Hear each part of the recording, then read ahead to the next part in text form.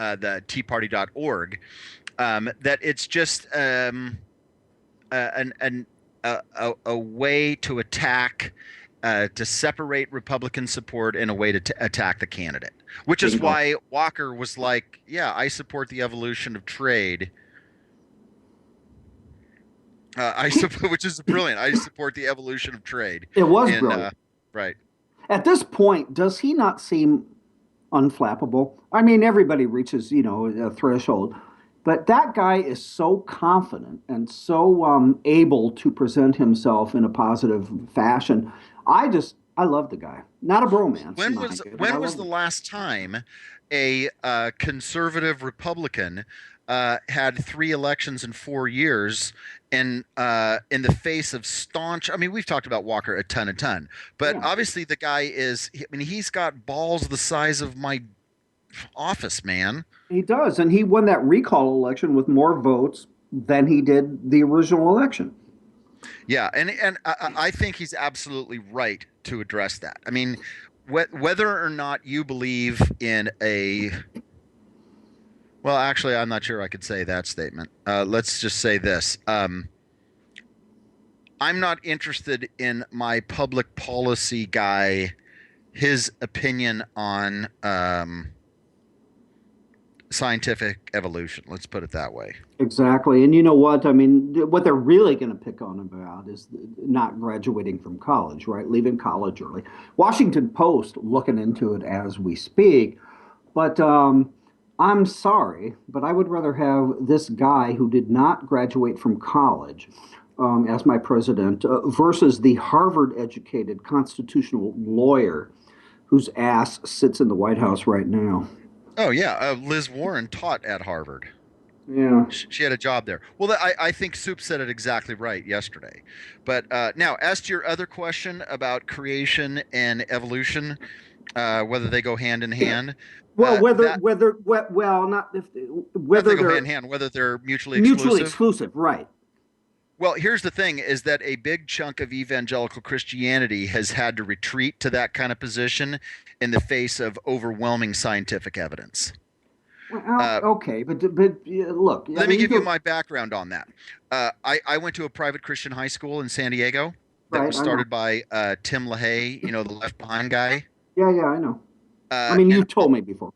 right, and on the campus of our high school was a small Christian college, and part of that was at the time a relatively famous creation research scientific laboratory. And our science classes, informed by Southern Baptist theology and also by this on campus creation research place, uh, taught absolutely a strictly interpreted 24-hour day, 7 day creation, specifically as said by the book of Genesis, right? Okay, okay. However, um, that group is now gone from the school, and I had a conversation with a very close friend of mine who I've known my entire life, who has been a full on fundamentalist in terms of understanding Genesis. And Mm-hmm. the guy said to me, he goes, "Yeah, you know what? I don't really believe that anymore. I think there's just too much science that that's a biblical allegory, and God definitely was involved in the process over hundreds of thousands of years of creating mankind. And for that guy to say that blew my doors off." Sure. I mean, when it comes to the Bible, I mean, you have, excuse me, as you said, the 7 days. I mean, you have the literalists on one side, who every word of the Bible is completely true. It happened exactly the way. And then on the other side, you have people who think it's a fairy tale. And then you have lots of people in the middle. Okay. In the middle. Well, here's the Yeah. thing, and this was the question I put to my buddy, as I said, well, here's the issue with that, is that if you reject the literal understanding of the book of Genesis, and it was a 100,000 year process of human evolution, how do you then throw in original sin and Adam and Eve and all of that. If it wasn't a specific couple with a specific event, it was the process of hundreds of thousands of years, how can you identify a particular event that was the downfall of man and his sinfulness? Because Okay. to me, that's the question that it immediately begs. Well, I guess, but I mean, we're talking about an event versus a process. But I'm also, listen, I mean, there are people on the other side of the coin that are not necessarily believers who have come to the conclusion that, as Einstein said, matter can neither be created nor destroyed, that go all the way back, and they don't say it's God, okay? But there had to be some sort of a creation, okay? We like to call it the Big Bang Theory, but there had to be something that made something out of nothing, right? Well, that is a particular side, yes. Well, no, I mean, well, it's not, Right. I mean, yeah, but again, how did nothing become something, you know? Well, actually, there's a physicist at University of Arizona that wrote a book exactly like that, and it's called Something from Nothing: How the Beginning of the World Occurred. So there are scientists that actually do have an answer for that. I would like to read that Yeah, because the guy's name is Lawrence Krauss. You got to read it, dude. It's actually written for the normal guy. and you and I are normal guys. Well, no, we're not. I'm just saying that for Well, we're abnormal, but I mean, I've never been accused of being a normal guy.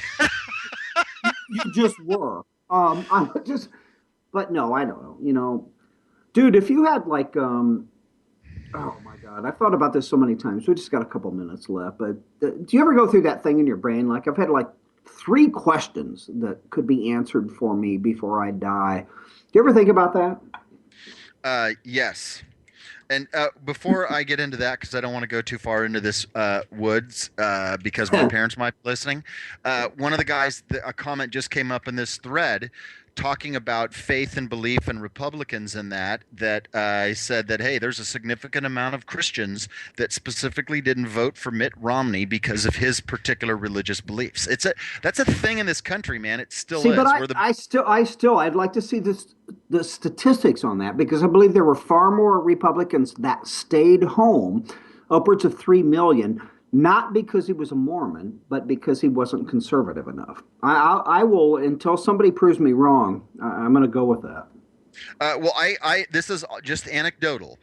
I know people that didn't vote that stayed home because they did not like the choice of Romney because he's a moderate. But I also know Christians that specifically said there's absolutely no way I'm voting for a Mormon. I Okay, do know Christians that said that. so they would rather have a Muslim, and I'm kidding about the Muslim part. I really am, but they would rather have 4 more years of Barack Obama. You know, Absolutely. No, they would rather have a nominal leftist liberal Christian than a practicing committed Mormon, and I would. they would defend that choice every single day, and they Yeah, did to me. I would move the word nominal to Christian instead of nominal leftist. But you know, again, anecdotal. I don't know. I don't know. I don't know. Yeah, no, I'm with you, man. Okay. I think it's an interesting topic. I mean, if Scott Walker comes out and says, "Yeah, I'm agnostic as to the existence of the Christian God. I am believe that there's some kind of higher power creator, and I think that human beings are the result of a several 100,000 year evolution from a different sort of species. Would that have an impact on his electability? I think yes.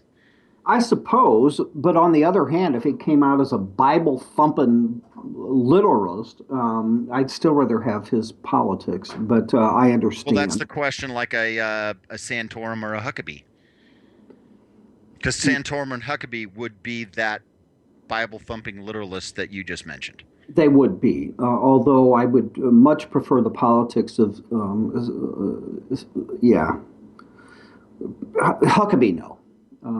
Scott, yeah. No, I know. Right. I get it. And Santorum just needs to call in. I'm sure he's listening because he's making rumblings as well that he's going to give it Hmm. another shot. Rick Santorum, stay home. Not going to happen, man. Yeah, exactly. All right. So I think it is. Oh, by the way, Walsh just put up on his Facebook site. So, folks, in 5 minutes, Walsh is going to be with us from Ireland. He just put this up.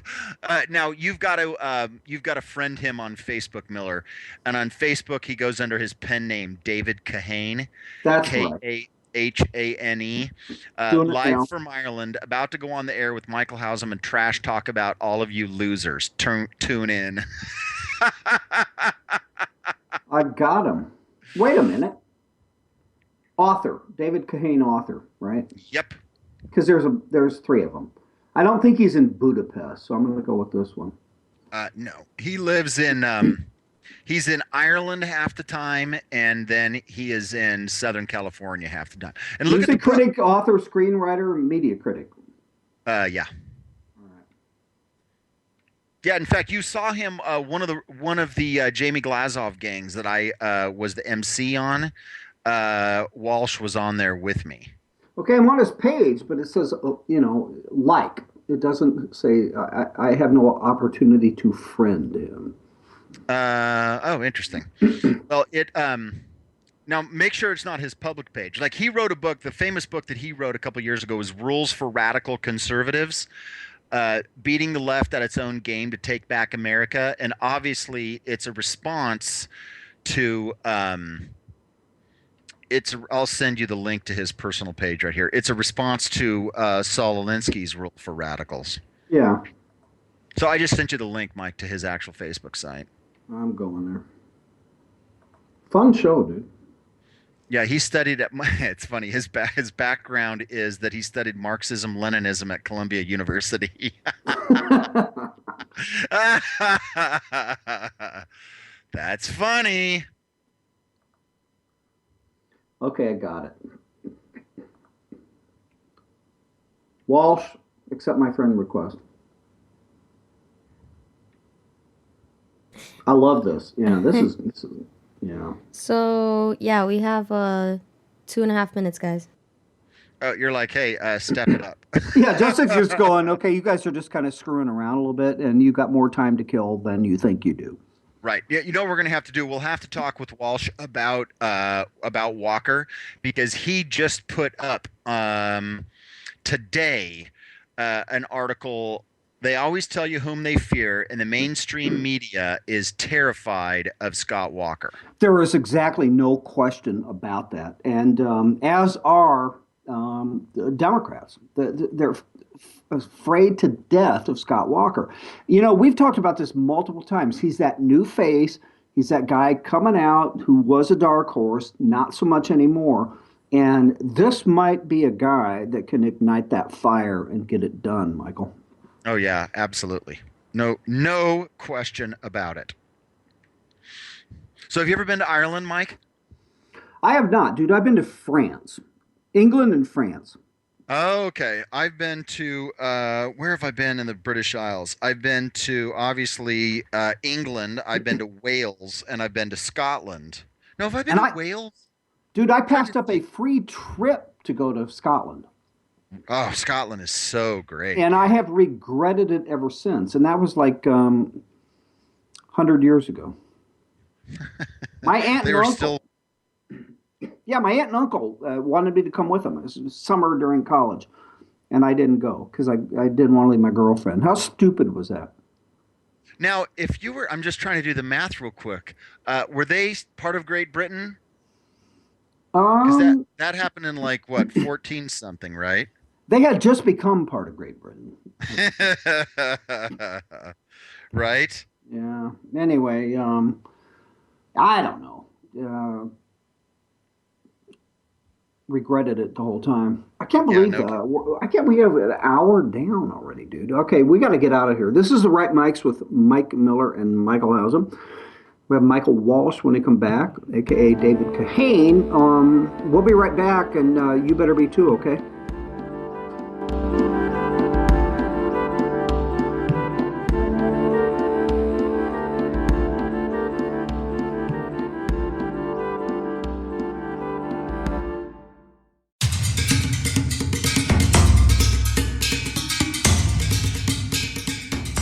This is your Vigilant Liberty Radio News from Independent Journal Review for Thursday, February 12th. Two schools have made